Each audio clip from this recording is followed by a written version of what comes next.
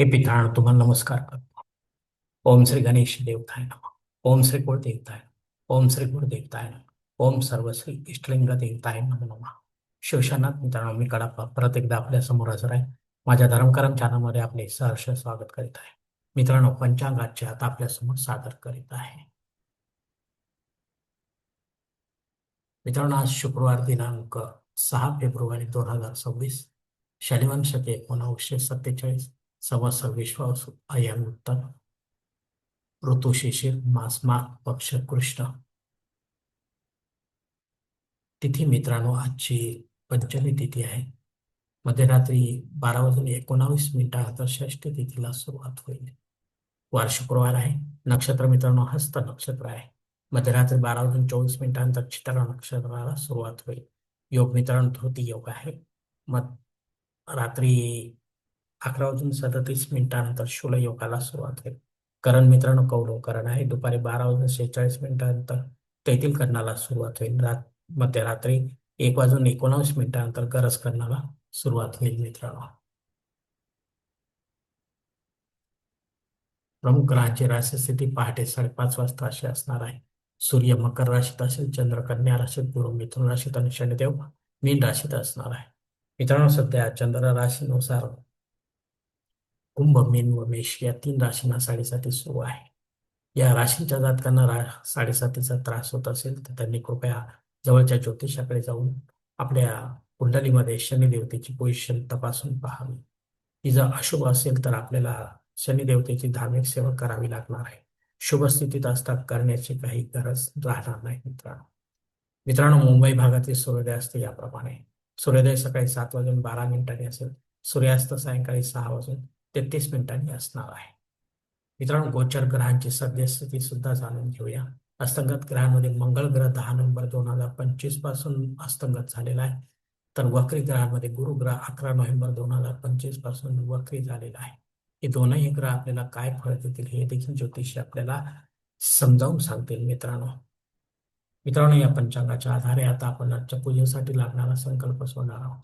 तेव्हा आपण आपल्या उजव्या हाताच्या तळहातावर एक पळी पाणी, थोडे अक्षर, एक फुल व फुलाची पाकळी घ्या आणि हा छोटासा संकल्प म्हणायला सुरुवात करा. मित्रांनो, रोम शिव शिव शंभोराज्ञा प्रवर्तमान सत्य ब्रह्मणो द्वितीय परार्थे श्वेत वराह कल्पे वैवस्वत मनवंतरे कलियुगे प्रथम पादे जम्बूद्वीपे भरतवर्ष भरतखंडे मेरू दक्षिण दिग्भागे महाराष्ट्र देश व्यावहारिक चांदवान शालिवान शके 1947 प्रभवादी षष्ठी संवत्सरामध्ये विश्वासू नाम परायणे शेष ऋतू माघ मासे कृष्ण पक्ष भृगु आश्रय हस्त नक्षत्रे धृती योगे कौलोकन्नी पंचमी शुभती तो वीर गोत्रात उत्पन्न भेटलाप्पा मोहपात दुरित अक्षय द्वारा श्री पार्वती पती परमेश्वर पित्यर्थ विधिवत नित्य देवपूजा एवं इष्टलिंग पूजा करीशे. मित्रांनो, याच ठिकाणी हा संकल्प संपलेला आहे. तेव्हा आपण आपल्या उजव्या हाताच्या तळहातावर जे संकल्पाची पाणी आहे ते समोरच्या निर्माणाच्या थाळीत सोडून द्या. मित्रांनो मित्रांनो या संकल्पाची वेळ मर्यादा दुपारी 12 वाजून 46 मिनिटांपर्यंत आहे. या वेळेनंतरही आपल्याला संकल्प सोडायचा असेल कुठल्याही धार्मिक विधीच्या संपन्नतेसाठी तर कृपा करून आपण वरील बदललेल्या पंचांगाचा आधार घ्यायचा आहे.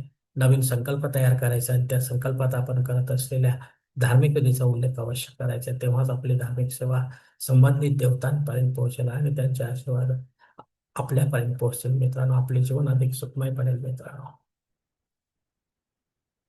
मित्रांनो आता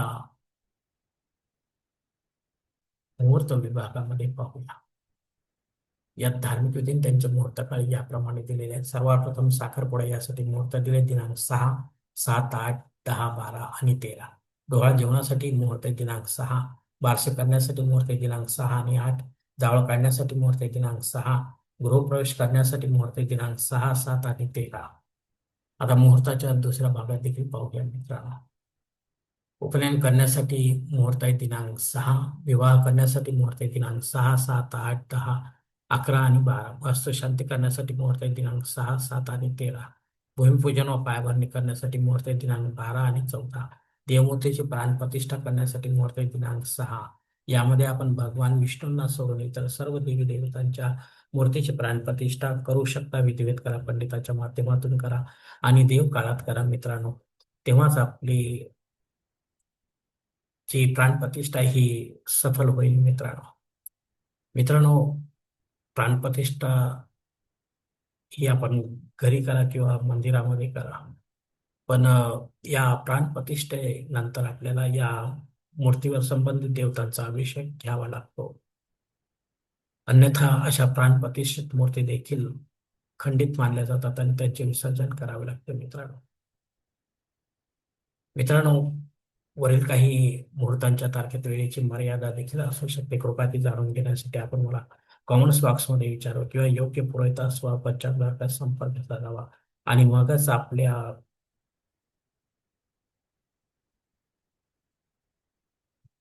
जन्मकुंडलीच्या नुसार आपल्यासाठी योग्य असा मुहूर्त निवडावा, जेणेकरून आपल्या मुहूर्तामध्ये कोणत्याही प्रकारचे बाधा उत्पन्न होणार नाही आणि मुहूर्ताचे पूर्णपणे फळ आपल्याला प्राप्त होईल.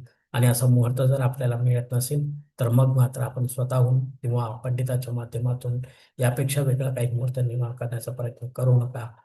कारण मुळात तो मुहूर्त मुहूर्तच नसल्यामुळे त्याचा आपल्याला काही उपयोग होणार नाही. मित्रांनो, आता पंचांगातील इतर काही महत्वाची जी माहिती आहे ती आता आपण पाहणार आहोत. पंचांग शुद्धी मित्रांनो रात्री 11 वाजून 37 मिनिटांपर्यंत आहे. त्यानंतर नाही. तीन विशेष मध्ये पंचमी श्राद्ध कर्म आहे. या तिथीवर जर आपल्याशी संबंधित किंवा अवलंबित अशा नातेसंबंधात कोणी दिवंगत झाले असेल तर त्यांच्या नावाने पिंडदान युक्त व पिंडदान रहित असे श्राद्ध कर्म करणे गरजेचे. घरी करा किंवा तीर्थक्षेत्री करा, पण विधिवत करा, पंडिताच्या माध्यमातून करा आणि अपराह्न काळातच करा. तेव्हाच आपले पितरस्व आपल्या पितरांपर्यंत पोहोचेल आणि त्यांचे आशीर्वाद आपल्यापर्यंत पोहोचेल. आपले जीवन अधिक सुखमय बनेल. मित्रांनो, अग्नी पृथ्वीवर हजर आहे, त्यामुळे आपल्याला नव्याने काही होम यज्ञ कर्मकांड सुरू करता येत असेल तर आपण अवश्य सुरू करू शकता, पण पुढे जाऊन ते बंद पडू देऊ नका, अन्यथा आपल्याला दोष देखील लागू शकतो. मित्रांनो मित्रांनो, राहू काळ सकाळी 10:30 ते 12 वाजेपर्यंत आहे.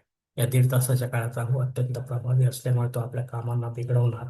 त्यामुळे आपण या दीड तासाच्या काळात शक्यतो महत्वाची किंवा विशेष कामे करू नका. इतर वेळेत करा, जेणेकरून त्यात आपल्याला यश प्राप्त होण्याची शक्यता राहील. धन्यवाद मित्रांनो. आजचा हा पंचांगा संबंधीचा व्हिडिओ मी याच ठिकाणी संपत आहे. आपण जर माझ्या मताशी सहमत असेल तर कृपया माझे धर्मकरम चॅनल सबस्क्राईब करा, लाईक करा, आपले कुटुंब व मित्र परिवार शेअर करा, तसेच कॉमेंट्स बॉक्समध्ये आपले मत अवश्य नोंदवा आणि माझा पुढील व्हिडिओ आपल्यापर्यंत पोहोचण्यासाठी बेल बटन अवश्य दाबा. धन्यवाद मित्रांनो. पुढील भेटीपर्यंत आपण खुश राहा, आनंदी राहा, प्रसन्न राहा. हरिओम. शिवशंभो महादेव.